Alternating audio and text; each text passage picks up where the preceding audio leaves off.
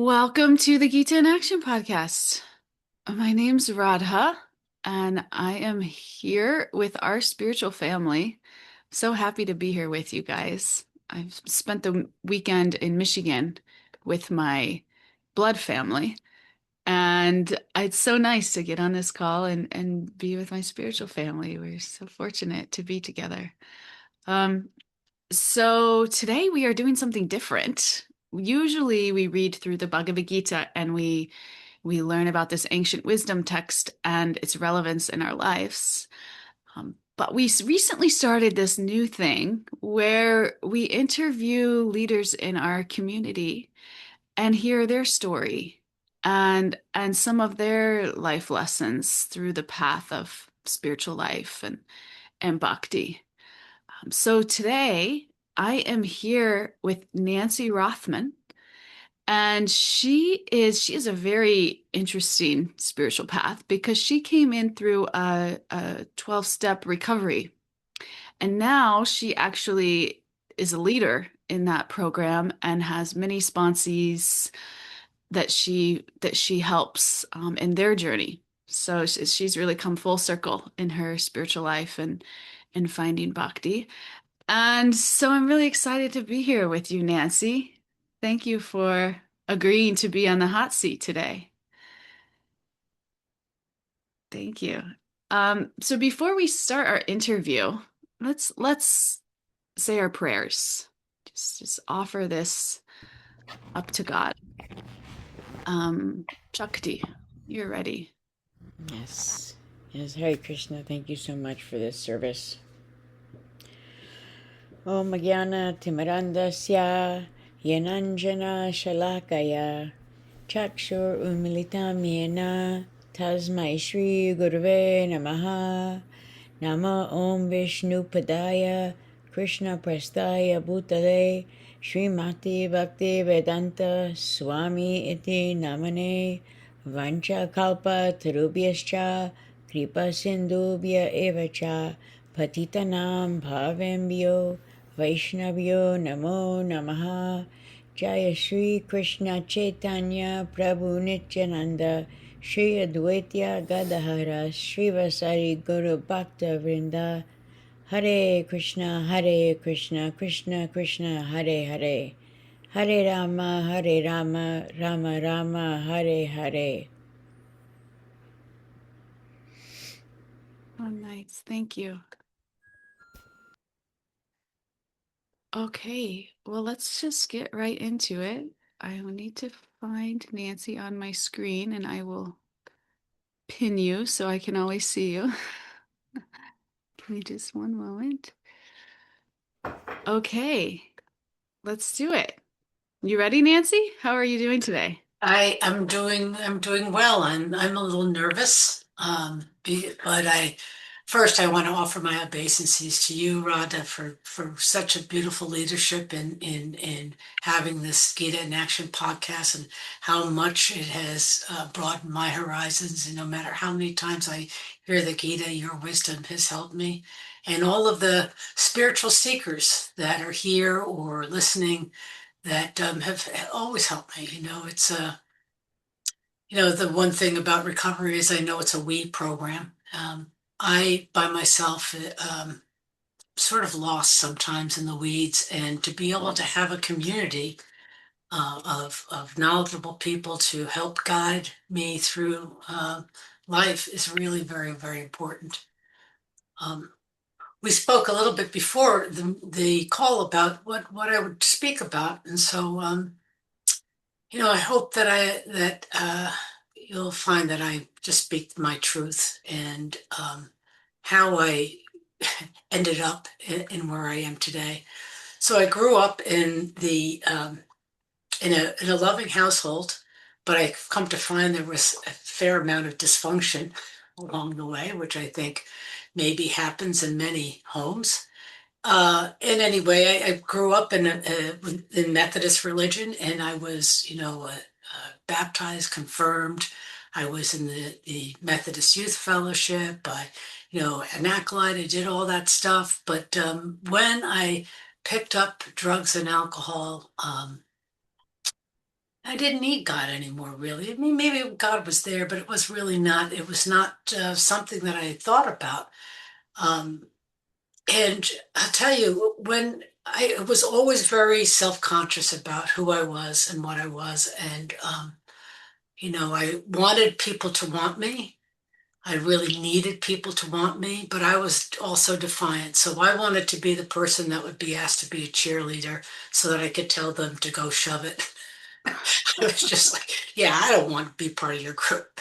But I would go between various groups. Like I would, be in the honors classes, and then I'd go behind the school and smoke weed with the burnouts. And I had sort of this dual sort of lifestyle. And but when I drank really for the first time in depth, let's just put it that way, when I was probably 16 maybe, all of a sudden I felt like I could take a breath. My shoulders dropped, and I no longer cared what you thought of me. And it was so freeing, this whole tightness that I felt about, being unworthy almost. Um, and, I didn't have a lot of consequences. I did pretty well. Um, when I went off to college, I started to drink on a daily basis, and it was really a reward for working very hard. I was a chemist. All my other friends were doing more interesting majors, and I was the nerd, so I would party hardy and but study hard, and I graduated with honors, and then I decided that I didn't want to get a job. And I went to graduate school and I moved to Boston. And and then, reality hit because people actually wanted to be in school. I was actually just looking for the fraternity where the parties were continuing. And now my drinking took another turn because I had been very happy-go-lucky and no consequences. And now I became very isolated.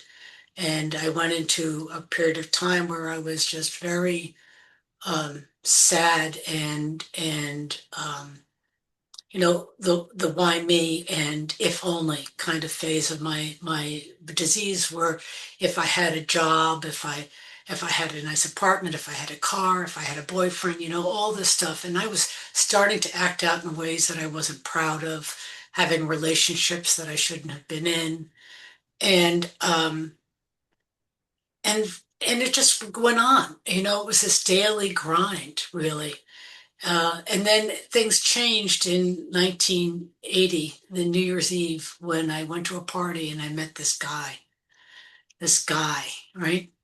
And in those How days, old were you at this point? 1980? 1980, I was 24, 23, 24. Okay, and so you were And in the midst of graduate school. oh my God, I was always in the midst of graduate school. Yeah, you were in And school. and and and all of a sudden, like happens to some people, what was a steady decline in my ability to handle what was happening in life started to like, oh, this isn't so bad anymore. We're having fun, we're going dancing and going to clubs, listening to music, having a great time. And after like a couple of weeks, we said, oh, let's live together. This is what happened in This 1980. boy you met at Yeah, this yeah, party. we met and lived together. And then I found out that he wasn't an alcoholic. He wasn't. No. Oops.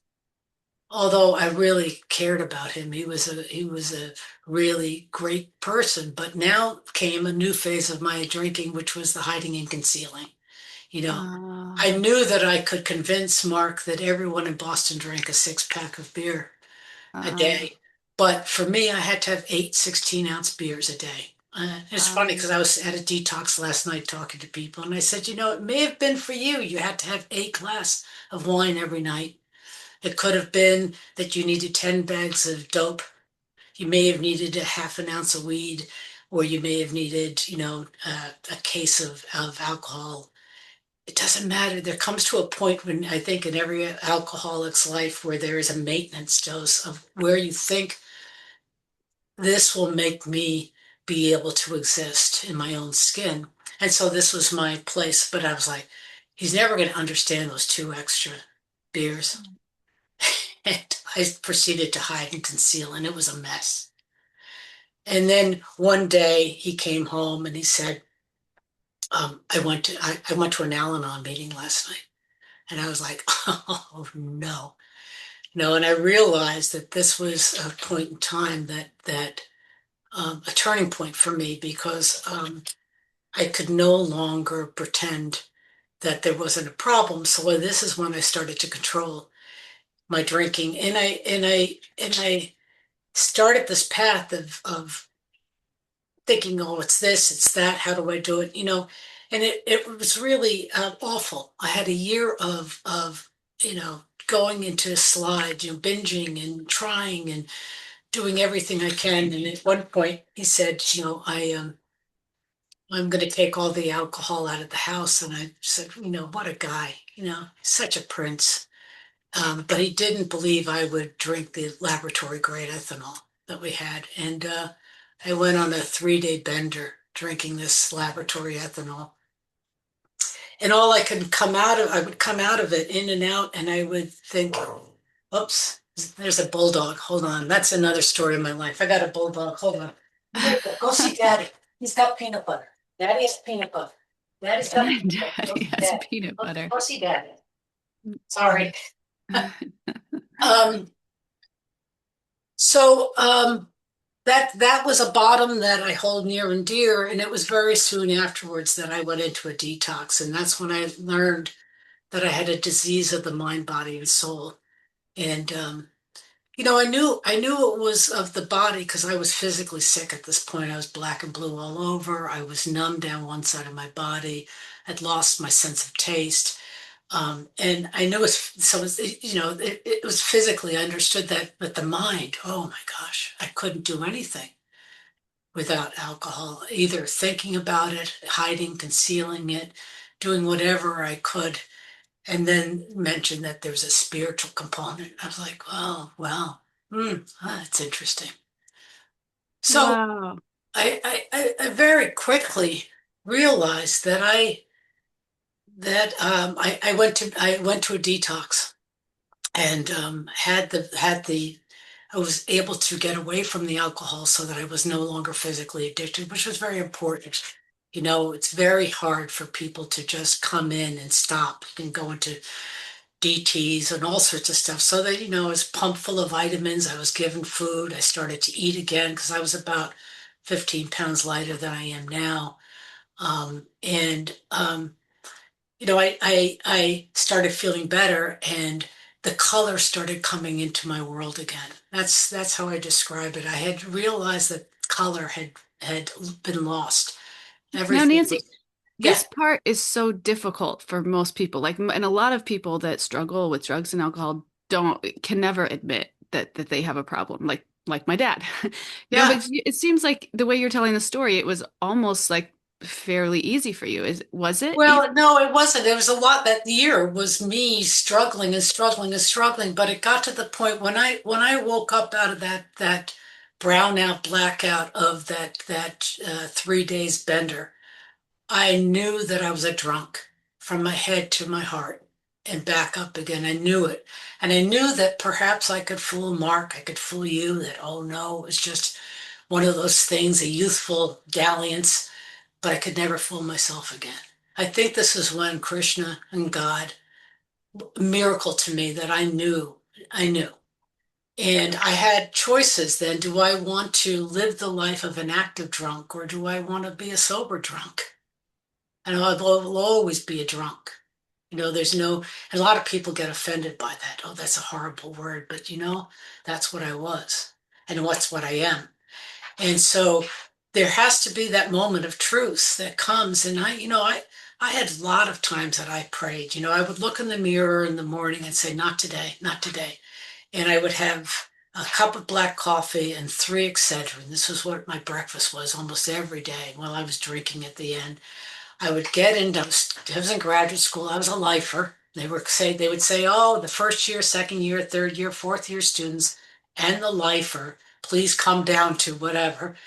And I would walk to school, the 2 miles to school, didn't have a car, walk to school, get up there, couldn't function. More black coffee, couldn't function. Have a lunch, I would not drink because I was afraid. Other students were having like a beer with lunch. I couldn't do that. And about 1 o'clock, I would sort of start feeling pretty good, not bad. And I'd start to work. I'd be doing my research. 5, 6 o'clock would come around. No, I'm feeling great. And I would walk to the package store and get my alcohol.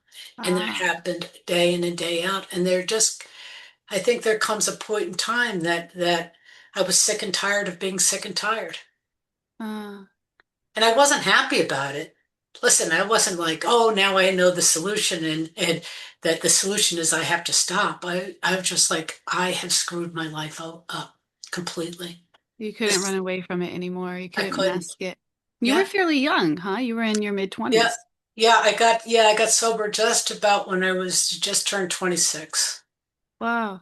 Now, now the whole like when people go to college, it's very normal, quote unquote, like in our culture to party and to drink and then a lot of people kind of grow out of it, they say. Yeah. So And that's what happens? You know, what's I don't know. It's completely a mystery to me why how people can party as much as I did and then all of a sudden don't do it anymore. And I'm like, I don't get it because I just continued on. You know, my husband, who is the guy that I lived with, we've been together for 45 years. He you know, he's very funny because our son is also in recovery. And at Christmas, we have a lot of family and people come. And one Christmas, he said, you know, I had to Sam and I said, I had a beer and a half tonight. We're cleaning up. And we looked at Sam and I looked at each other like, first of all, we don't really care. It's fine, whatever. But what did you do with that half a beer? He said, I didn't drink it just to piss you two off. And so, and so it really is, I don't understand it, how some people can stop, and it's a mystery, but you have to know your own truth. wow. It's very important and not to resent people who have that, but I have worked the steps of recovery very hard. And in the 10th step, they have a promise that says that at some point, alcohol neither is nor isn't. We recoil from it like a moth from a flame. It doesn't bother me. I don't have alcohol in my house, but if somebody comes for Christmas and I have family, like 20 people here, we had gathering and people brought 3 bottles of wine. There was a bottle in one glass that was out of the second bottle for all 22 people, and it doesn't bother me. It doesn't bother me. Then they take it home with them. Some Yeah. people they can't do that, and that's okay. Yeah. Um, So Nancy, when you say I'm a drunk, I'll always be a drunk, what do you mean by that?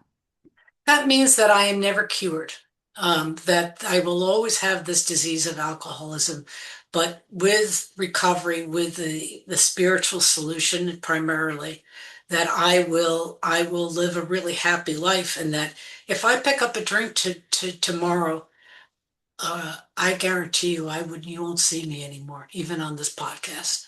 You know, um, I will have so much shame and guilt that I would probably not. I was at a detox last night and I was speaking to people and I said, you're in the best place possible and you should be proud of the fact that you're here, even if you were forced to be here. But it could be the beginning. You don't ever have to feel this way.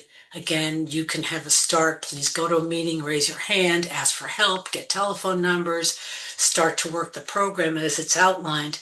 And uh, a guy came up to me afterwards. He said, I've been doing this for 30 years.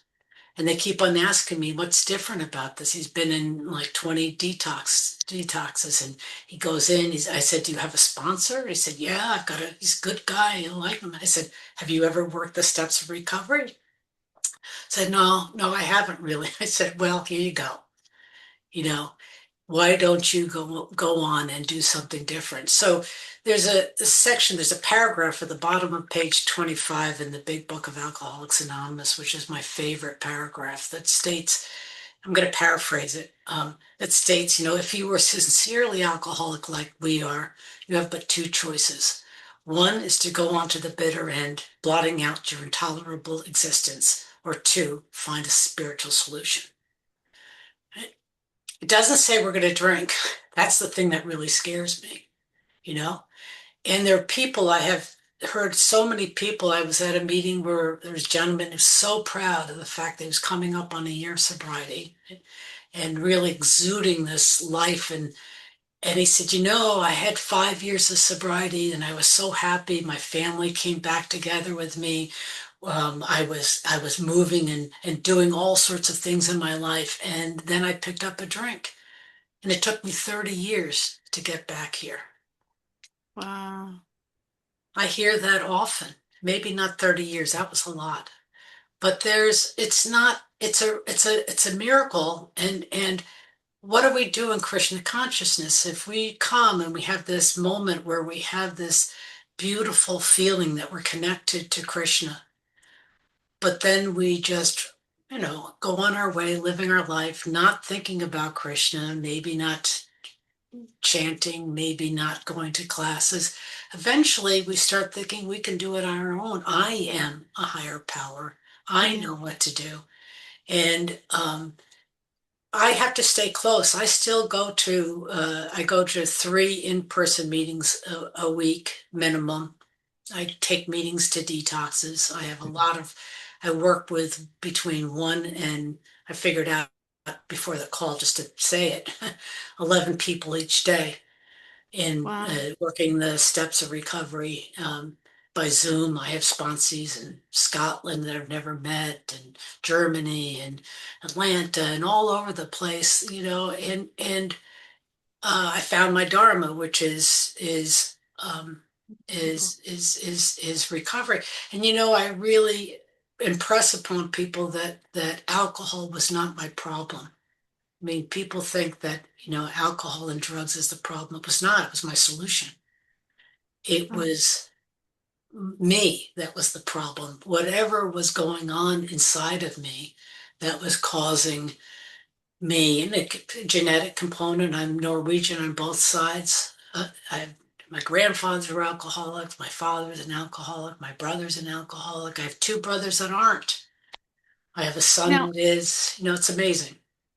yeah, I know a little bit about the 12-step program, and I seem to remember something like it's about a spiritual disconnection. Like that's the root of the disease. There's a spiritual disconnection. And so in one sense, kind of like you alluded to, we're all disconnected. Yeah. And if you are somebody who is,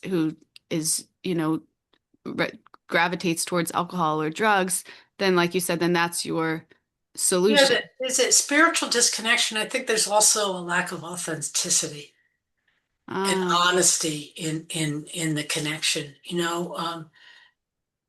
Krishna's been my buddy for it'll coming up on 44 years. That next in 2 weeks I'm celebrating my anniversary, and my son's going to give me my medallion. Um, and I always had this connection before I even knew the name. I had a very good first sponsor who said when I came in, I said, "Well, I'm Methodist. Yeah, okay. The second step is came to believe in a power greater than ourselves could restore us to sanity." And we argue. And I wasn't insane, and yet I kept on drinking, thinking this time it was going to be different, right? And so, okay, I have to come to believe in something greater than myself. And I'm like, well, okay, yeah, I remember that. But and my first sponsor was a man, Frank, and he said, okay, think of a giant box, and I want you to put everything into this box. And anything you could think of, I closed my eyes and I sat there for quite some time, putting in universes and people and thoughts and verbs and nouns, everything into this box. In the box kept on getting bigger and bigger and bigger. And after some time, he said, okay, now take out of that box what you don't want your higher power to be. And I said, okay, okay, I don't want my higher power to be homophobic, racist, cruel.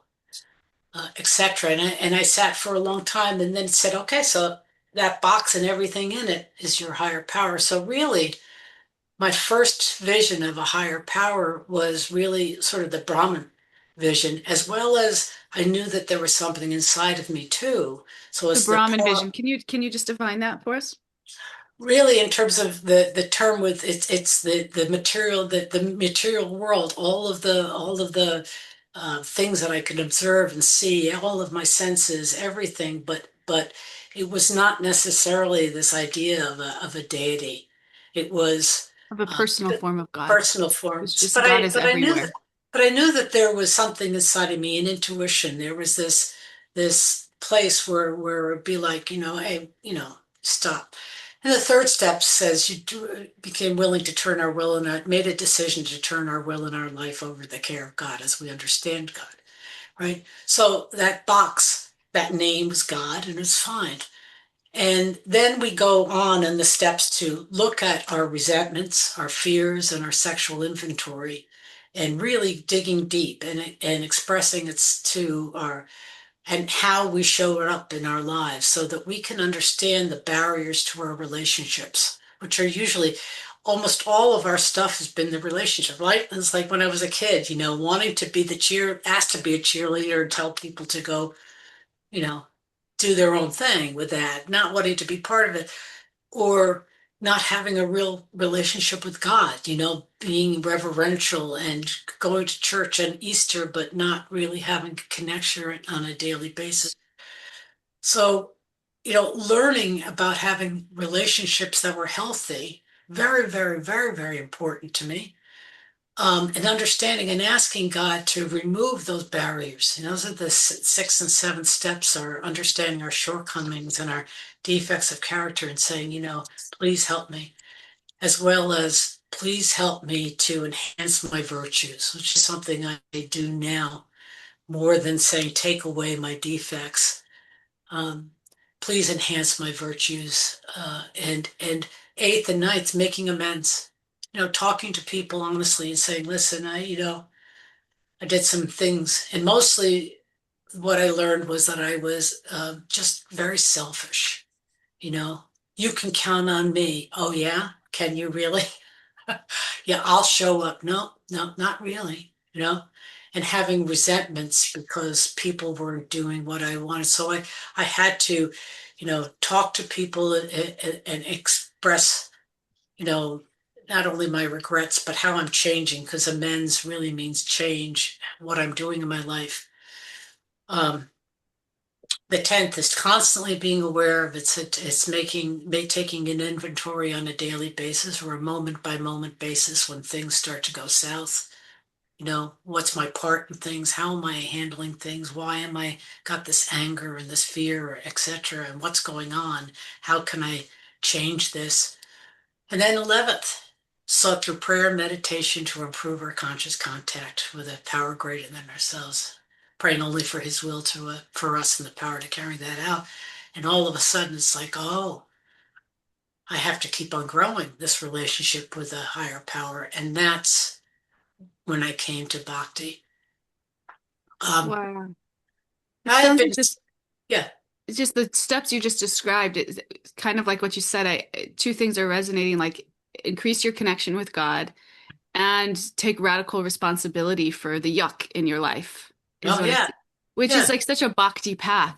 right. We And have don't these, keep on getting into the yuck, and don't keep on, and that's the bhakti path. We have these regulations that kind of right? keep us on the road, and then these practices to connect with our higher power. And it's so beautiful, the parallels, and this is really such a spiritual path, huh? The And 12th and step. you can see when this gentleman said, I've got 30 years I've been doing this for 30 years, but I never worked the steps, because I just explained to you the 11th steps. The 12th step is having had a spiritual awakening as the Wow. result of the steps to carry this message to others and to practice these principles in all our affairs.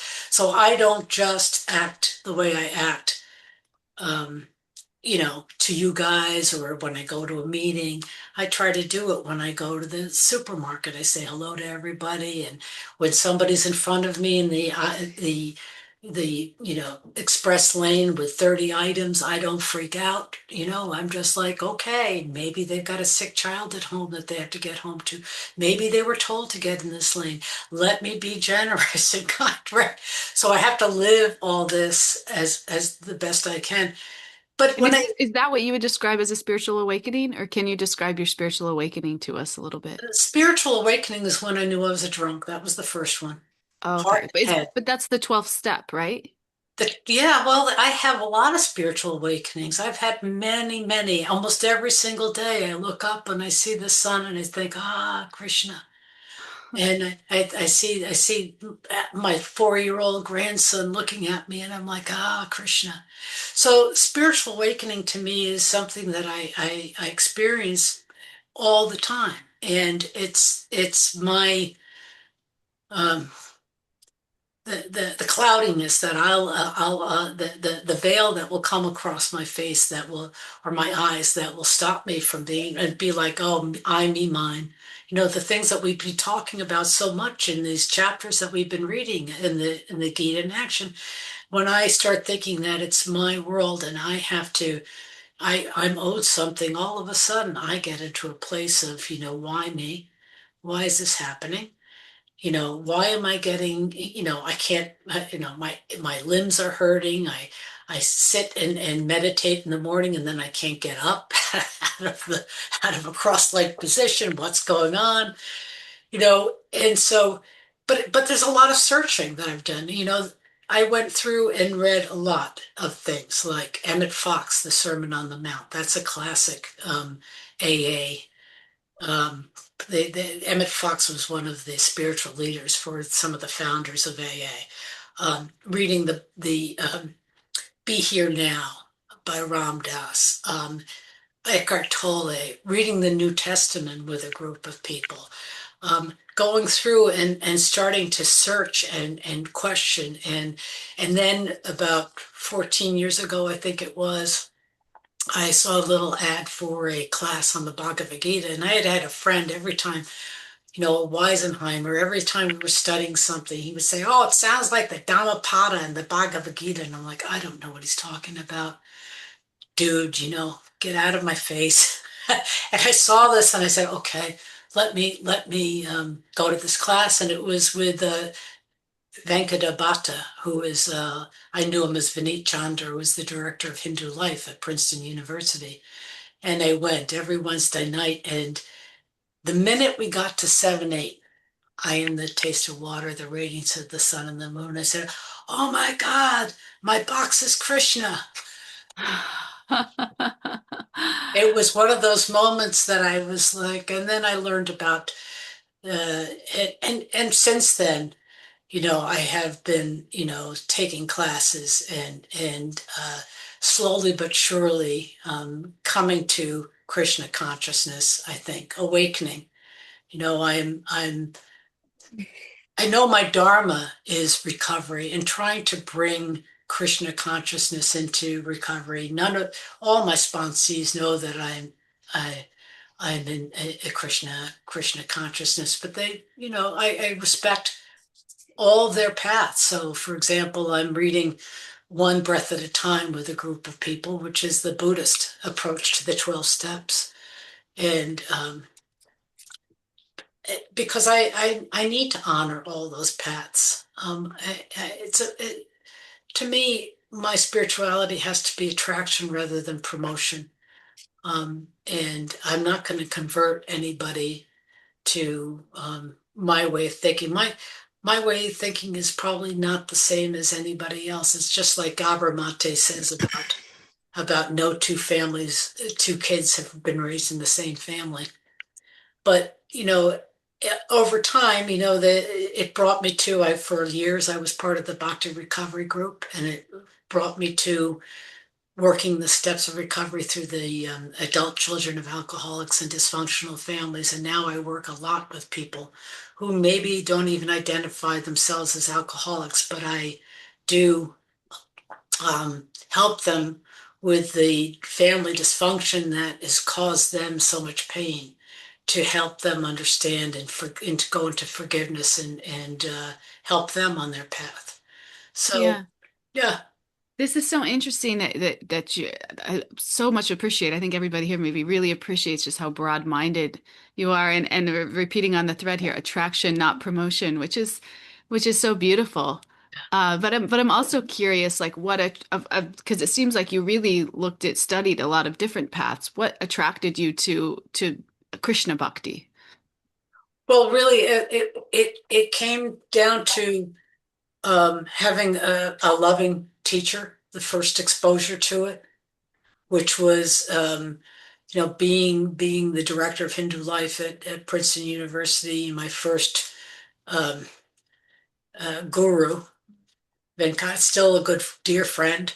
Um, Always questioning and being willing to have me both of because I brought that Weisenheimer friend with me to these meetings. You want to do this? You can. So we would talk a lot about recovery and how, boy, this sounds just like, like when Arjun is throwing down his bow. We're like, yeah, this was step zero for me. I have to surrender. This, I don't know what to do. Help me. And so many things paralleling the 12 steps that we said, this was the opening that I needed to have a path that would complement my 12 steps of recovery, because I can't just come. You don't get me. You guys don't get me. You don't understand. There's a phrase in it that there's not a cloud in the sky. It's a beautiful day, and I'm going to do something to wreck my world. I can go into a meeting and somebody say, "How are you doing?" And I say, "Oh, I'm fine." And they'd say, "No, BS. Tell me what's really happening." And I would be able to express it. There have been times that, my husband, that guy that went to that Al-Anon meeting and still has gone to Al-Anon, will look at me and say, I think you might want to go to a meeting because he knows he doesn't understand me. But Wait, is your husband Mark? yeah, yeah, Your husband's Mark. That's the yeah. boy you met. That's the Oh, boy I wow. met. That's the boy that I lived with. And then in time, and lots of great things happened in the meantime. I had 8 years of infertility and, ectopic pregnancies and blah, blah, blah. Finally, IVF. I had 3 eggs that were able to be harvested after all these injections. Only 3 were harvested. One could fertilized. One was put back. It was put in my uterus because my fallopian tubes had been destroyed, and that's my son, right? Now that's Wow. a Krishna miracle, right? And so, Amazing. and the fact that he knew about recovery. So, like, this is a family disease. So my father got sober when he was 50. I got sober when I was 26, and Sam got sober at 17. He's coming up on his 16th anniversary. And he never had a legal drink, and his drug of choice was heroin or anything that you had. And I adore addicts. And I came to realize, I think Krishna Bhakti's made me realize that Krishna loves me no more, no less than the addict dying with a needle in their arm right now, right? Yeah. Which is so much different than what I perceived the message was when I was growing up in other religions. The Methodist faith was just so lovely, and so, but the message I had was that good works are you're in favor.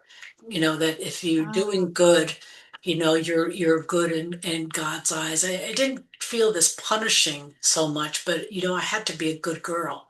And I think that's why when I started drinking and using, I didn't think that I needed a higher power, you know. yeah. So, so what I'm getting, tell me what you think of this, Nancy. What I'm getting is that we all have these needs. We have need for approval. We have need for acceptance. We have all these needs, and we look for them in different ways. And really, what we're all searching for is God, is this Yeah. unconditional love, this unconditional compassion, acceptance, connection. And and some people like yourself are maybe genetically dispositioned to if they turn to something like alcohol or drugs to fill that hole in their heart, they get hooked and it brings them so low, right? It Which brings it, and people get hooked on all sorts of things. They get uh-huh. hooked on social media. They get hooked on shopping. They get hooked on food. They get hooked on relationships. They become codependent. There's so many things that we can do to distract us from this relationship. But I do feel that if I have this real honest, authentic connection with Krishna, when I can really talk to Krishna about what's going on, because there have been times when I've been in the dark night of the soul, that I go into this place where, I mean, I did for initially, I felt like I was betraying Jesus when I started Krishna Bhakti. It was like, I'm feeling really bad. And when I then moved into feeling, "Oh, wait a minute, I can do it all. I can have it all. I can respect it all. I can love it all. I can learn from it all rather than judging everything for being different. And I had to have one path and one thought process. Um, the strict, I would not be good in an ashram. I just know that. I would be like, why? I would be constantly pushing the boundary, you know, and so I know all that, but I also think what happens is if I have a really authentic relationship with Krishna, I start to have incredibly authentic relationships with people. Wow. I don't need to necessarily, I sat from 6:30. I say my rounds faster than maybe I should, but from 5 to 6:30, 6:45, doing my 16 rounds. I've been doing 16 rounds for about 6 years. Um, and, and, but that's not where I have to live. I really believe faith without works is dead. I have to be out in the world and doing God's work by Now, just, now, can we talk about that a little bit? yeah, About your sponsoring people? yeah. You said you sponsor, like you have up to 11 meetings a day, people all over the world. I'm curious, like, what have you learned from helping others that you don't think you could have learned by just focusing on your own recovery? Um, there's so many things that people have said. Their experiences have helped me to really, I think, become gentler and less judgmental. You know, um, there was a point in time when it's like, oh, if you don't do it my way, you're going to drink again, or and I think in the harshest sense, that sometimes is a message even in bhakti that I'll get, from some of the literature and the purports or some of the teachers. And I'm like, yeah, not happening with this lady. And so instead of taking that, I get a broader perspective and I say, no, no, that's not the way all people in Bhakti talk. That's not the same message that comes across with everybody. And I also feel that I can see a light come on in people's eyes. That all of a sudden life is worth really living to its fullest. It's not something to endure. And when that happens, you're like, it's almost my addiction is seeing somebody become free of all the third step is relieve me of the prayer is the third step. Prayer says relieve me of the bondage of self. I was so bound, and to be able to be free and to see people get free of their worries, their concerns, and learning that there is something greater than themselves. And it can be the great outdoors. It can be a group of drunks. It can be, good orderly direction.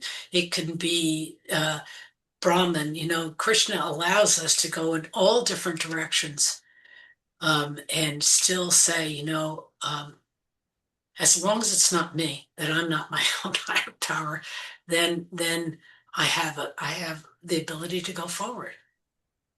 Wow, beautiful. Is there a teaching, as this is the Gita podcast, is there a teaching from the Bhagavad Gita that you find yourself using when life gets difficult? I think well, I'm very bad at memorizing things. So I think that what I really think of is I'm not my body. I'm not my mind. I think of that Krishna loves me more than I could ever love him. If I take one step toward Krishna, he'll run a mile towards me. And I really also think of, because you're non-envious of me, let me let me tell you this confidential information. And those are the lessons from the Bhagavad-gītā or even from the Srimad Bhagavatam that help me to see that this path is something that I can get with. I I have a guru, Rukmini Devi Dasi, and um, lots of other gurus like yourself, Radha and Kastuba Das and Radhanath Swami and Vaisheshika Prabhu. Can go down through lists and lists of people that I listen to, that I really feel I learn lessons from. But I have to just keep an open mind. And that's, I think, what working with lots of people have done, is really let me open up and be open-minded and find out new lessons, and what can I gain from this situation. Even if it's hard, if it's difficult. For example, Mark has been diagnosed with Parkinson's. It's been 11 years. And what I thought was going to be happening, people say, oh, can you come to this retreat? Rukmini's always, come to India. I'm like, I can't leave him. I Oh, I can't do this. I can't just take off necessarily. I can leave him for some time, but a few days. But I've had those experiences. I've been to India 3 times, and had wonderful experiences. But I have a duty, you know. And people are like, oh, I'm so sorry. I'm like, no, everybody's got something. Everybody's got something. And the other day I said, Mark said to me, I said, how you doing? He said, do you want to know the truth? And I said, no, I don't. I said, there are people that are suffering with cancer, with depressions, with anxieties. We have each other, and stop being sorry for yourself. I'm not sorry for you. And he's like, okay, okay, on I go, onward home, right? wow. So, we don't know and Bhakti gives me that. I don't know what I'm handed. Instead of, as we've said in this podcast, life isn't happening to me, it's happening for me. And what can I gain from this experience, and how can I show up in the most authentic way? Right? Wow. What's something incredible about your journey that's striking me is that you came to sobriety pretty early in life, relatively speaking. Yeah. And so you went down I mean, you were struggling with alcohol for a handful of years, but now for the past, what, 40 years, you said 44. Yeah. you've been helping people. Yeah. Um, and so it's just such a gift that, for the largest part of your life, you've really been helping people. And But it is a real gift. This is Krishna's mercy, you know.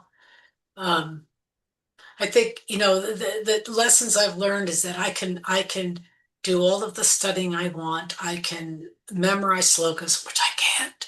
I can I can do all of that work, but unless I have Krishna's mercy, if it doesn't move from intelligence into knowledge, that it's Krishna's mercy that I really feel the lessons coming into daily practice. Because that's the connect, right? If I'm looking for a connection, do I look at somebody like Pam and say, or Shraddhanjali, or Martine, or you, or Shakti, or all these people that are in front of me? Do I look at them and say, yeah, there's Krishna, there's Krishna, I see Krishna, right?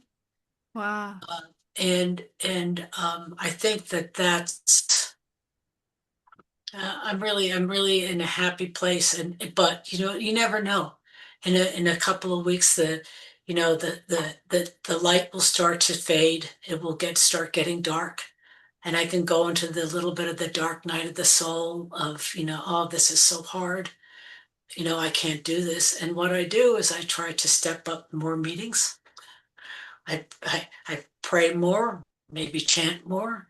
I try to take a new class. I'm taking a class on with the Vermont Sangha and in the Srimad Bhagavatam, and I go to this other class over here. I go over there. I try to take classes, and sometimes I like them, sometimes I don't like them at all. I'm sitting there going, wah wah wah. People are talking. I'm like, I get a message somebody puts on. I was like, I don't know what they just said. It must have been profound because everybody liked it. And I have to go back and listen to it again. Like I don't get it sometimes. So I just be kind to myself and do what I can. To try. Wow. All right, last question here. For somebody who's sitting here thinking, okay, this is really inspiring and nice to hear, but I don't really struggle with drugs or alcohol. So how does this really that's what would you say to them? Well, I'd say that's great. I'm happy for you. Really happy for you. But I'll tell you, I don't think that anybody has ever come out of a family that didn't have dysfunction. Mm, Something that you felt, wasn't right in some way, that there was some path that led you to a place where I don't feel I need a connection to something greater than myself. I think that if you believe that you are managing your life perfectly without the help of anything, um, I'd say pause a minute and just think about that. Is that true? Go to the ocean and look at the waves. Do you think that you're more powerful than that ocean? Do you think that you're more powerful than the sun rising and setting? Do you think that maybe you could open your heart to something that's bigger than yourself and just try it? What is it going to hurt? Come to the Gita in Action podcast. Come with us and one verse at a time and help each other to go deeper and deeper and have a deeper sense. So you don't have to have addictions and you don't have to hit a bottom. Some people hit a bottom because they've just been in relationships that have just been so painful that they can't do anything about them.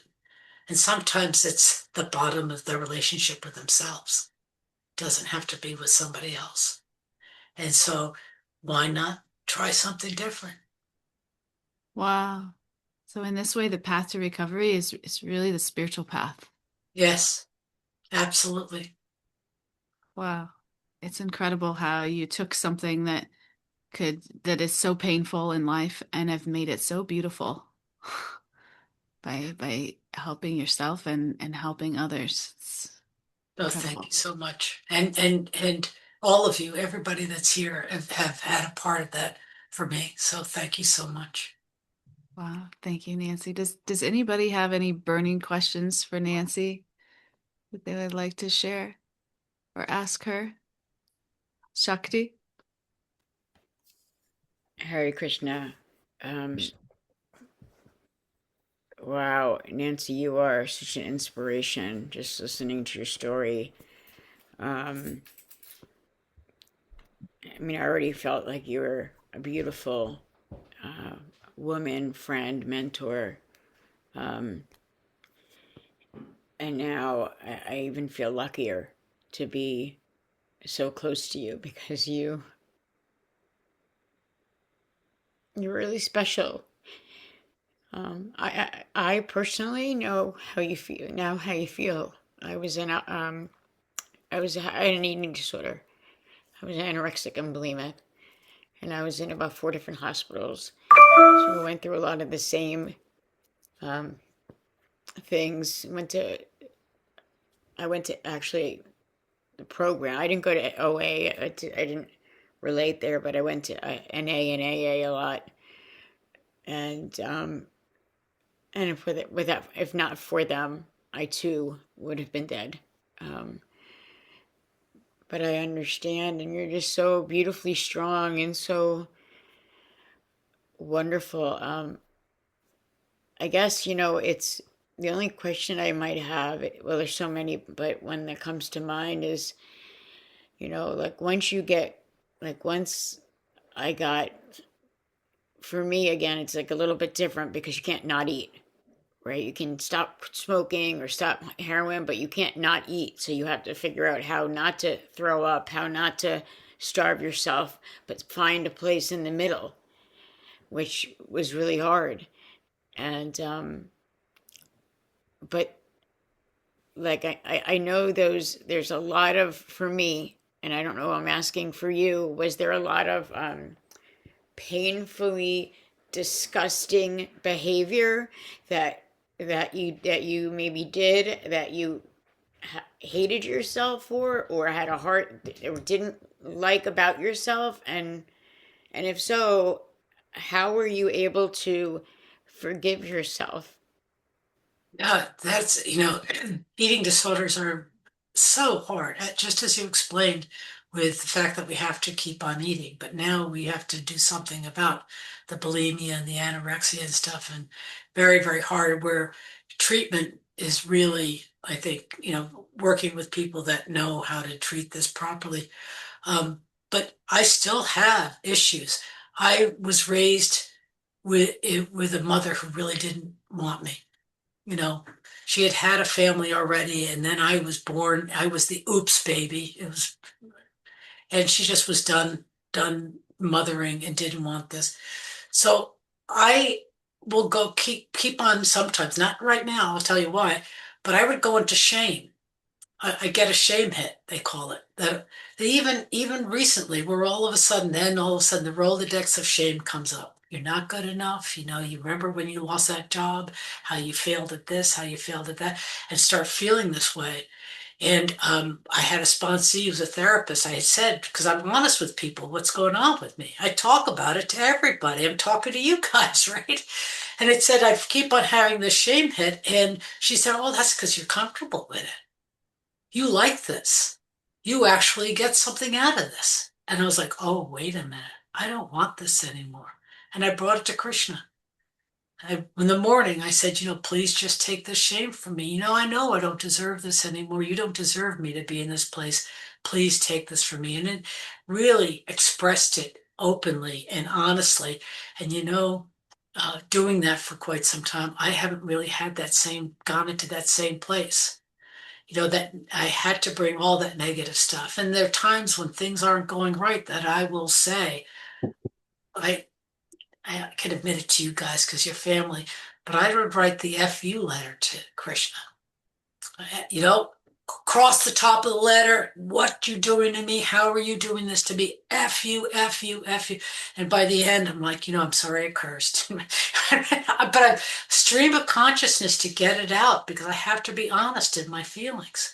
I can't hold them in. I can't say I should not feel this way.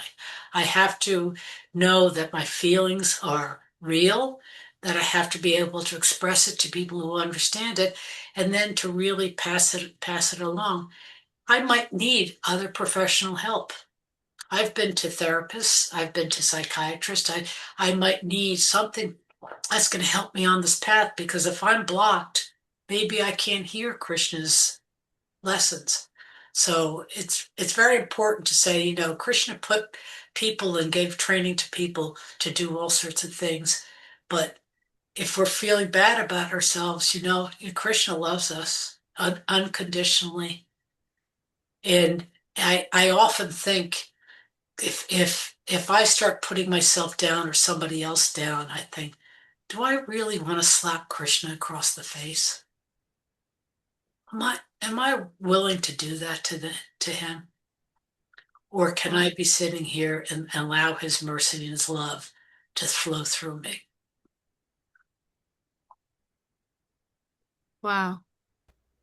Beautiful. Thank you, Beautiful answer. Nancy. So connected. I think we have one more question before we end here from Julan Yatra. Are you still here? Julan Yatra?